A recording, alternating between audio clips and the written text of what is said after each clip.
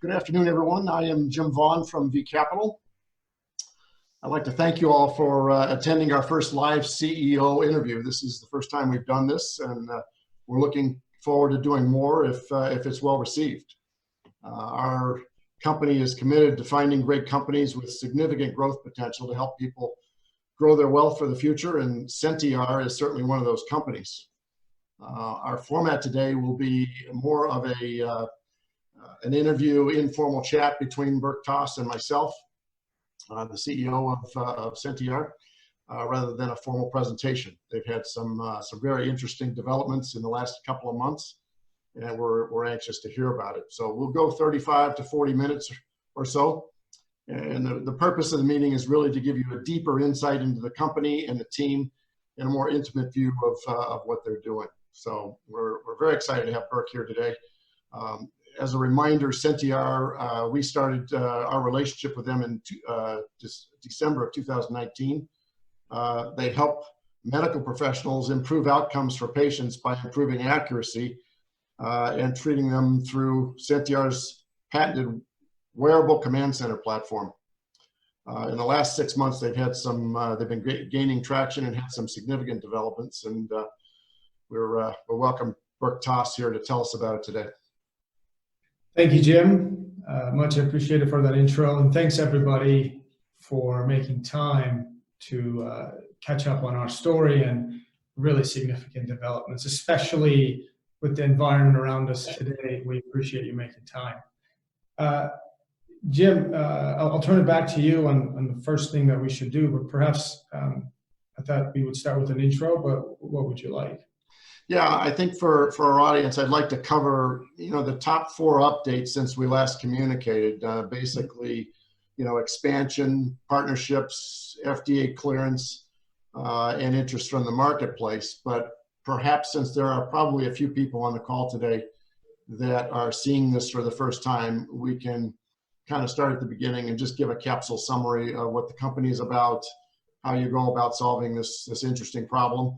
And then we'll kind of launch into these 4 areas, if you would. Sounds good, Jim. Thank you. SentiAR is focused on increasing the precision and accuracy of procedures really in all spaces, starting with cardiac ablation. I'll talk a little bit about exactly how we're going about approaching this precision problem. The way we view the world is one where physicians who are in the procedure aren't really connected to their digital environment. As you know, the digital revolution is well on its way, and every procedure is full of equipment. Our founders, Dr. Silva and Professor Silva out of Washington University, have been thinking about this problem for a very long time. And our objective is to create a wearable command center where a physician, through a wearable headset, currently we deploy our system on Microsoft HoloLens, can not only see things in true 3D, and I'll share with you what we've already developed real briefly, just so you get a good view of what it is, but also connect to their digital environment and control these tools in a hands-free fashion. How does that work? You're wearing a computer. It tracks your motion, it tracks your eyes, it can track your hands, and through those gestures, you can communicate with digital tools and get information you need.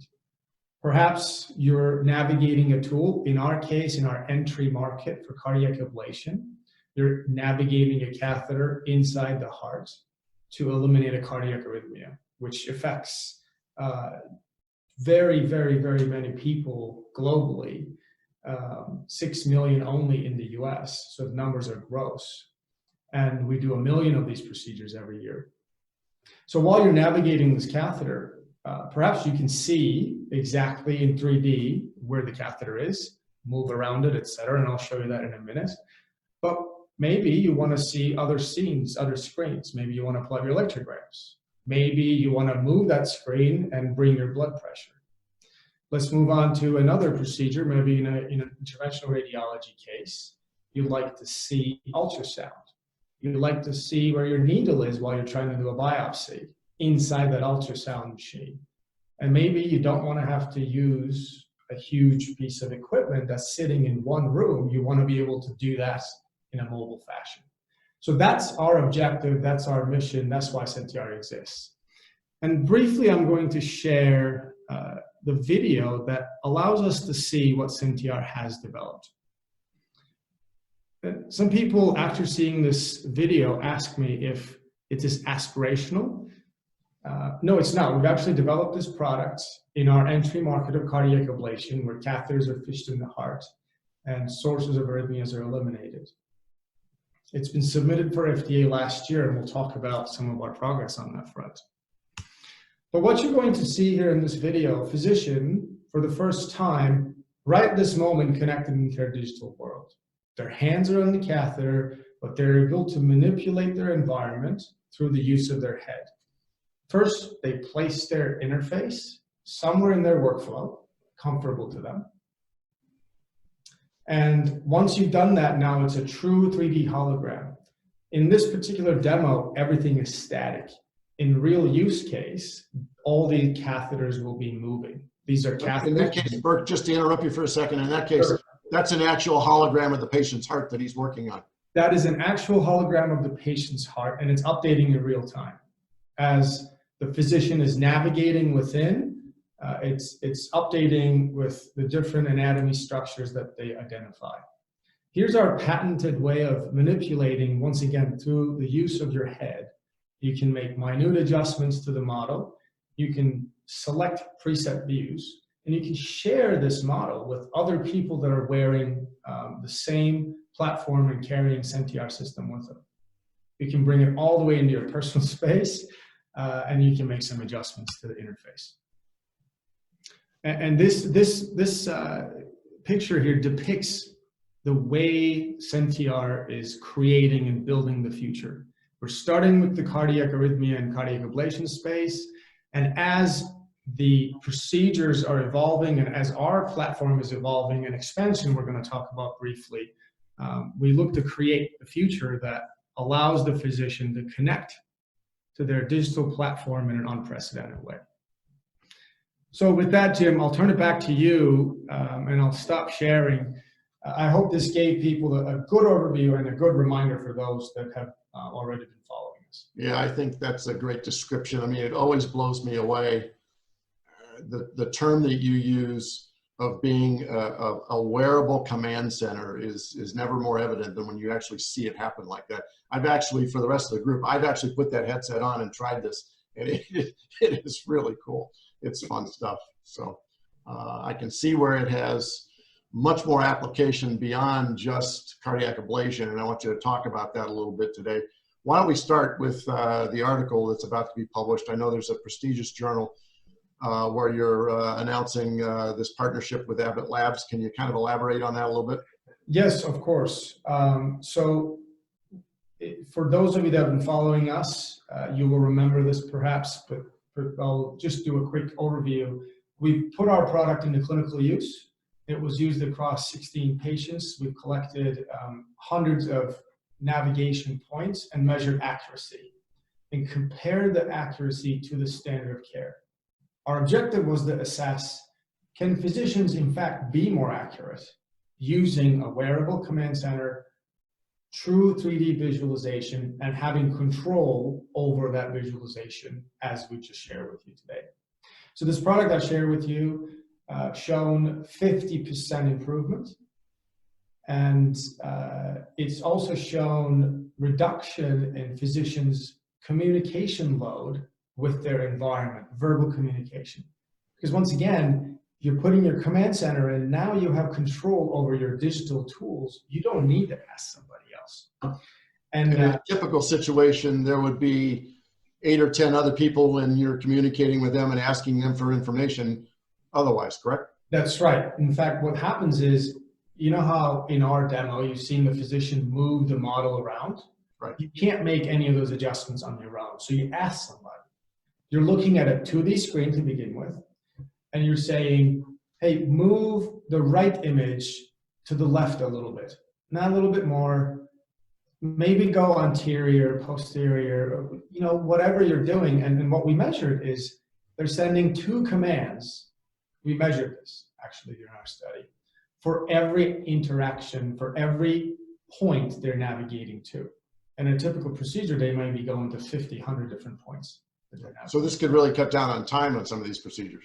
That's what we expect. We think it'll have a time element. We've already shown that it improves accuracy. And in this article, our relationship with Abbott that allows us to do that, we've submitted this article. It's accepted and it's in press at the moment with JACC, the Journal of American College of Cardiologists. So it's a big milestone for us. We believe that the system's true potential is now being realized with solid data in a peer-reviewed journal. That's great. That's great. So one of the things that comes up when I'm talking with investors a lot about any medical device, of course, is the big obstacle of FDA clearance. It's obviously a major milestone for you guys. What's the latest on FDA clearance? Yes, great question. So we've submitted all of our data, the clinical data that's in the journal that's being published as we speak, as well as all of our engineering data, et cetera. FDA has completed their initial review. We've heard back from them earlier this year, and I'm very pleased to share with you, they have accepted all of our clinical data. Wow. And what's amazing about this, Jim, is that our clinical data concludes a SentiAR system can make the physician more accurate. And this allows us to market our system as such when we go to market. So this is a fascinating development. So just to say that it's more accurate is one thing. Can you give us a way to quantify that? I mean, I know with the ablation procedure, it's really huge. Sure. Give us an idea of how important this is. Sure. That's a great question. Thank you for that important point. We live this world, so I forget how important these things are. So an ablation procedure, currently, the first procedure success rate is 60%. So in other words, 40% of the time, patients have to go back for a second, third, fourth, whatever amount of procedures. And this is within 1 year. So if we go further out, the numbers get worse. Why is accuracy important? When you're trying to eliminate the source of an arrhythmia within the heart, if you're not precise, you're destroying tissue in different areas of the heart, not where you need to be. And as a result, there's re-entries. Now, is it every single one of these recurrences? Can we drop every single one with accuracy? No, that's not what we claim. Our early experience shows us that we think we can cut it out about 25%. So bring that recurrence rate down from 40% to something much lower, like I said, to the extent of 25%, and really affect about 70,000 patients every year who wouldn't have to get a second procedure. So that's the importance of the accuracy, what it can do. And that's strictly in the EP market. I mean, there's quite a bit of expansion above and beyond that, correct? For other procedures. Of course. I mean, we're going to talk about the exciting expansion we're making into interventional radiology with ultrasound. But in that example, you're trying to puncture a vessel that might be 3-4 millimeters wide. And as you can imagine, if you're not accurate, you're going to end up in the wrong anatomy.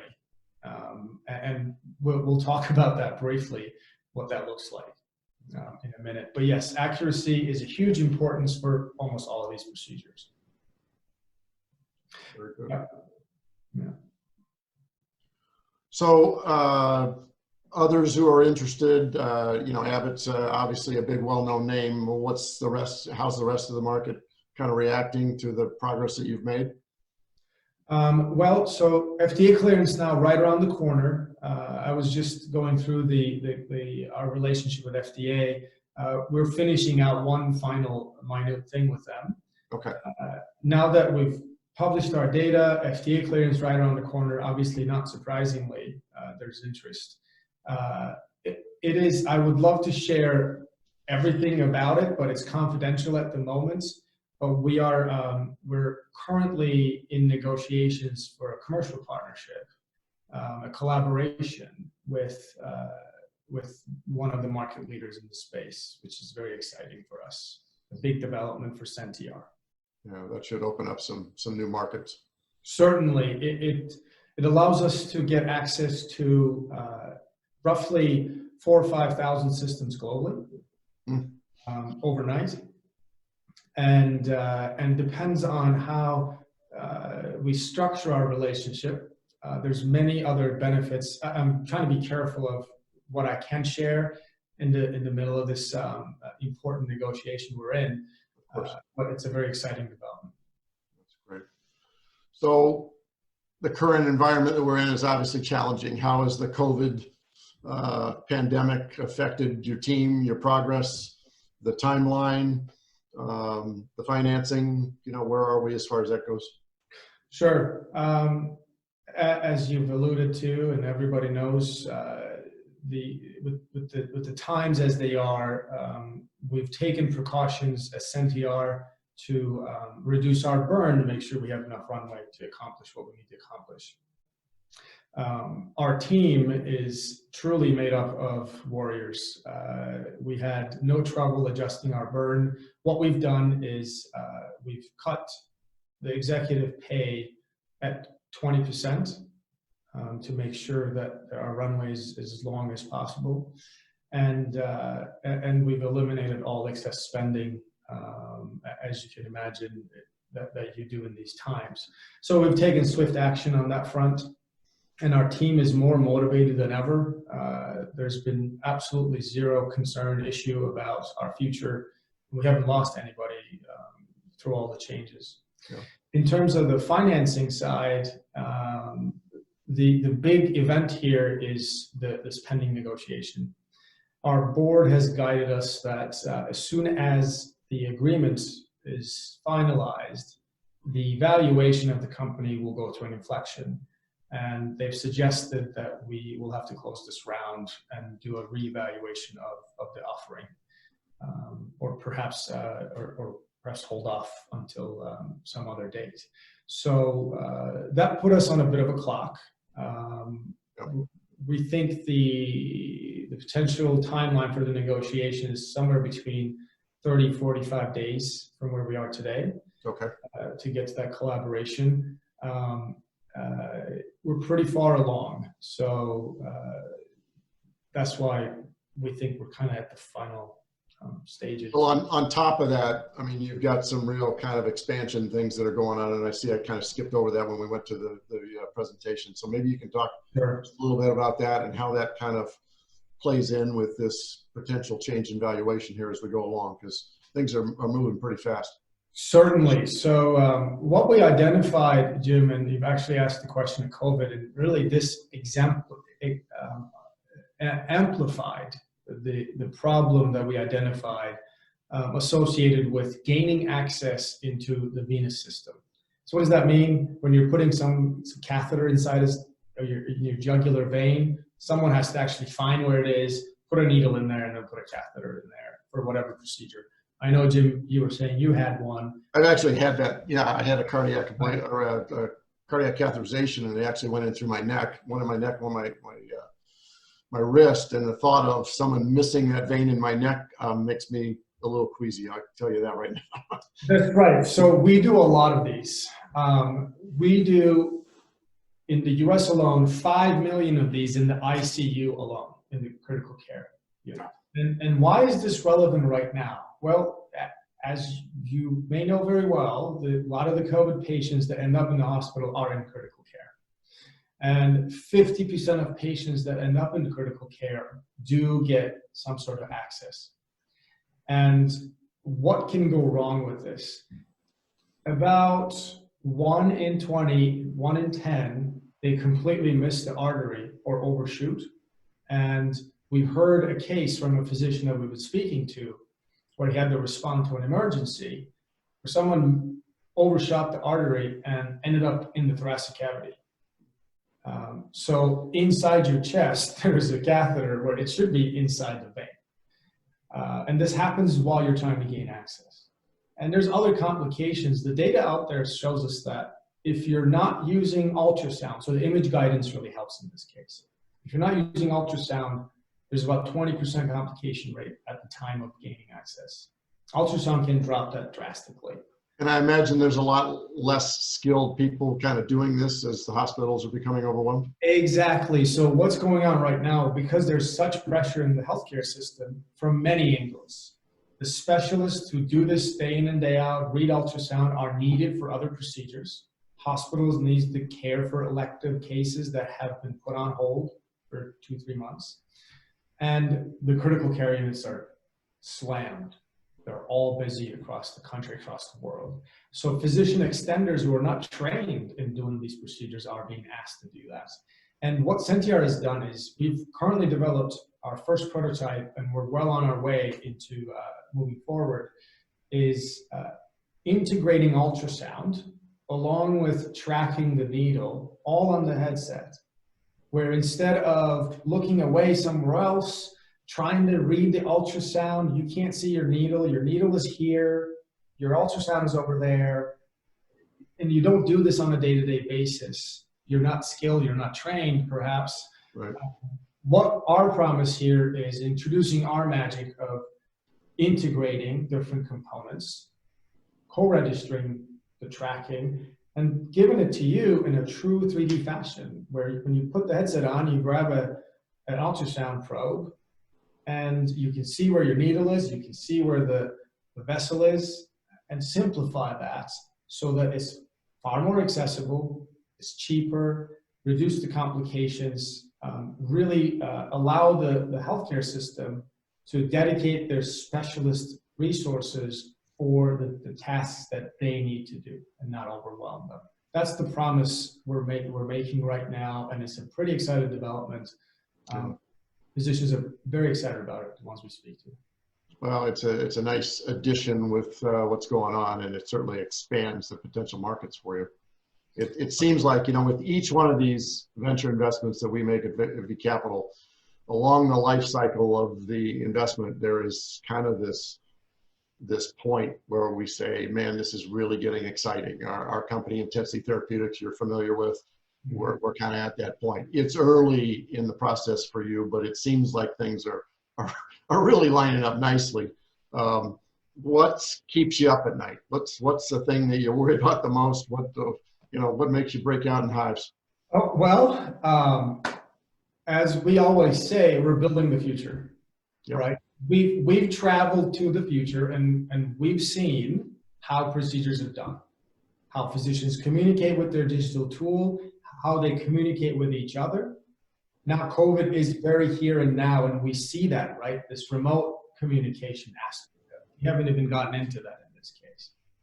We're building the future. And in doing that, we have to make sure when we go to market, the first experiences are flawless. Yeah. So I go to bed thinking about how we exactly do that, how precisely we serve the customers that we've already lined up. We've been so fortunate to get interest from top institutions globally. We're looking to work with Mass General and Boston Children's in the Harvard Medical System as our first centers, Stanford out west, Mayo Clinic in Minnesota. So literally top institutions have been really lining up, wanting to work with us. No lightweights in that group. No lightweights, and that's what we want, right? They believe in our vision. We believe in their ability to guide us in exactly how we support our customers. But that's what I think about, Jim, right now, day in and day out. How do we continue to build the Wearable Command Center? We got the EP platform. We're just moving over into the commercial side. How do we support those 10, 15, 20 customers flawlessly? And then, of course, our expansion. That will be my second priority. How do we get that in the market and do the same thing? And one of the things that we always look for when we're looking at a medical device is that more oftentimes than not, it requires some behavior modification, change in behavior by the physician. Physician adoption is a real difficult kind of proposition. I know the founder of this company is really plugged in with a lot of really top drawer surgeons and EPs across around the world, actually, not across the country. What's the feedback you've received from some of the early adopters? Do you think that physician adoption or this behavioral change will be an obstacle for you? What's that like? Well, we are surprisingly, the feedback we received, we thought there would be a little more pushback. Our early testimonials from users that used it clinically, they find it easy, comfortable. They think that it fits perfectly in their workflow. They've said they didn't have to change any behaviors. It just fits right exactly into what they do. And they think that they can use it for every procedure. What they told us is that it allows them to understand the anatomy better. And they felt that they've become more accurate and faster. Now, we know for behavior change, the data alone isn't enough. They also have to feel what the data is showing, right? In some cases, you see, look, you've become so much better. Look at this data. And they go, I don't get that. I don't know. Yeah. I don't buy it. In this case, we didn't even measure their time, and they go, hey, I'm faster. I think I'm faster. Yeah. And we said, well, actually, it was the same. In this particular instance, the user is like, oh, I think that was so much faster. I'm like, interestingly, it was the same in this particular case. So that's just the people who've used it. For others that we've shown, that we've spoken to 30, 40 physicians over the last year who's demoed the device.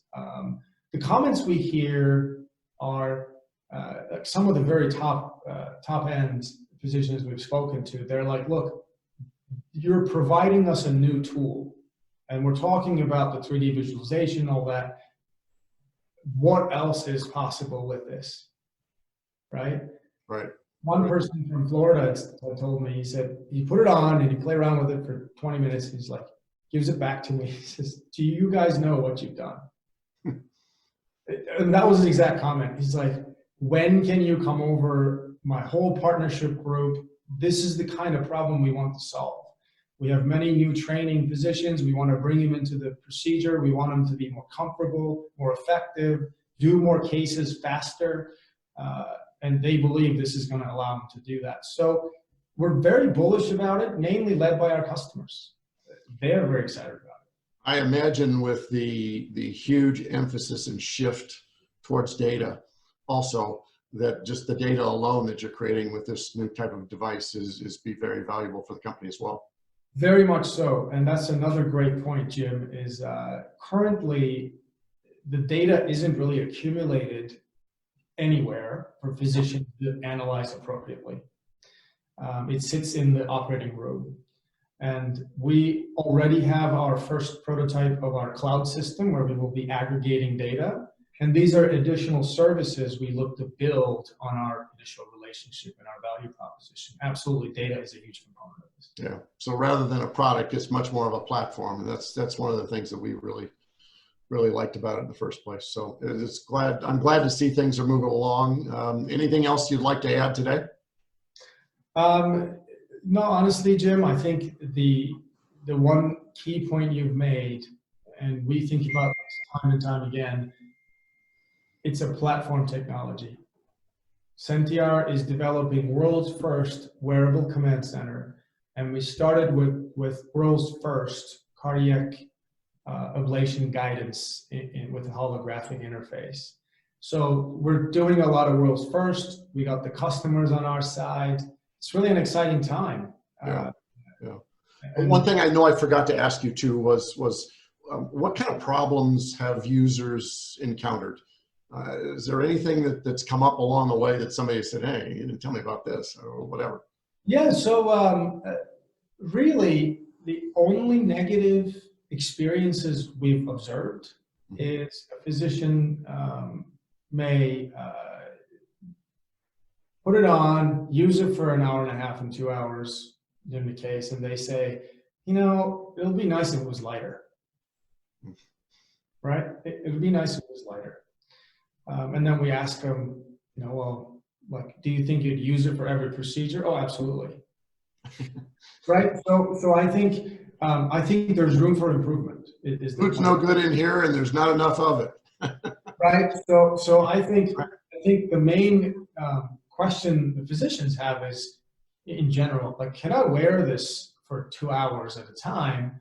And every time we've experienced this, they go, yeah, I mean, it'll be nice if it was lighter, but it's for what it does for me, I want to use it. And again, surprisingly, we thought they'd pick, certain segments of the whole massive procedure volume. Right.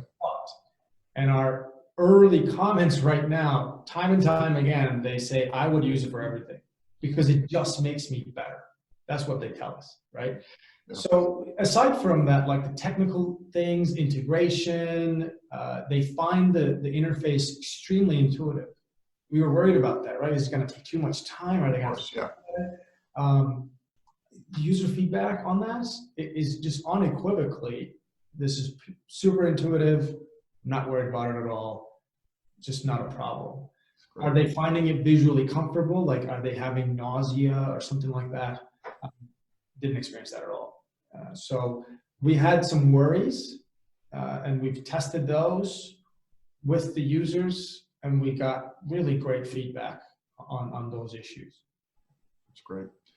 Can you give people an idea of what your vision is as far as the path of the company, who the natural acquirers or potential acquirers would be, what the timeline is, valuations, things like that?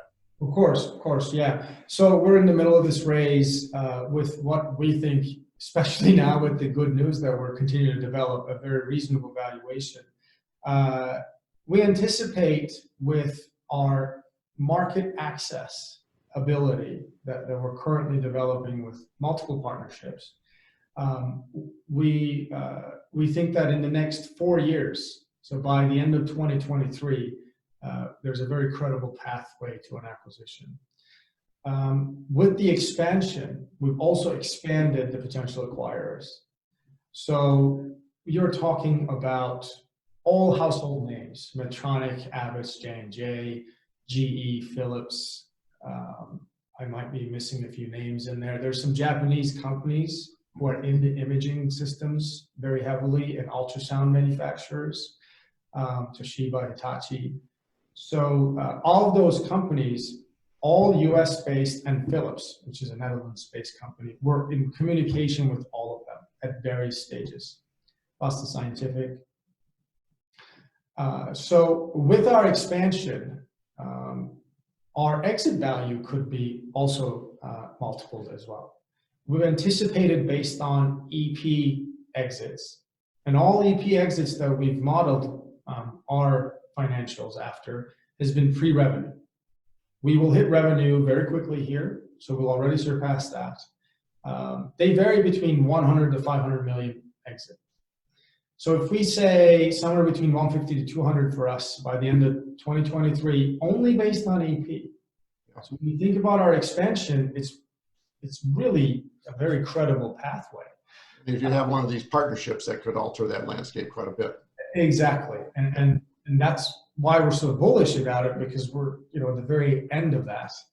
Do you think that could also accelerate the timeline, or is that you're pretty much on this 2023, 24 kind of? Well, that's a great question. So we think we'll have our 100 patient data sometime in 2022. And the reason that's important is when you look at all the exits, they've happened between 80 patients to about 200. And there's one entity that had an exit at 1,500 patients. So that's the range you're looking at for exits in terms of available data. The fact that this is such a competitive landscape, multiple people are trying to differentiate themselves, a technology like ours really intensifies that competition. And we think for Series A investors right now, if we, when we look at our very credible pathway, this is going to return somewhere between 12 to 16x cash on cash, including dilution from another potential raise that might follow. And when do you anticipate you'd do that raise? Sometime next year, maybe? Sometime next year, towards the end of next year. Currently, we think perhaps Q2, Q3 timeframe. Mm-hmm. Good, good. Anything else you'd like to add for us today, Berk? Honestly, I think I just want to thank everybody, and I want to thank you, Jim, for working with us on this incredibly exciting journey. And we always thank our investors who already supported us and are looking to support us. We are good stewards. We know what we're doing. We've done this before. We have an incredible team, and we've added an incredible scientific advisory board. We have physicians, global presence. We have a physician from Geneva that's a key opinion leader. We have a Boston Children's director of cardiology, electrophysiology on our scientific advisory board. And we have the Dean of Engineering from Washington University. Aaron Bobick has joined our scientific advisory board. Right. Our board is, what's that, Jim? I see there's some heavies in there. That's great. Yeah.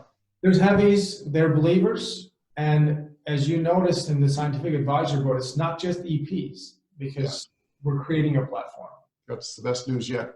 Right. And Aaron Bobick, Dean of WashU, brings MIT Media Lab experience. His focus is creating human-machine, robotic-machine interactions. And that's what we're doing. Creating a wearable command center is exactly how do you connect the human to the machine in a procedural case. So we believe the ingredients are right, and we really thank everyone's time today and all the support we've received so far. It's very humbling at times, especially when we get constant support through messages, LinkedIn, through all these tough times. People are reaching out, asking how they can be of help. So we're very thankful for that. And I'd like to thank all the SentiAR employees, just sharing with you here today. Truly ironclad warriors and just unwavering support of our mission. It's a very committed bunch. We've gotten to know them over the period of time that we've been with you guys, and we can't say enough about them. So we're very bullish on this, as we are with several of our other companies.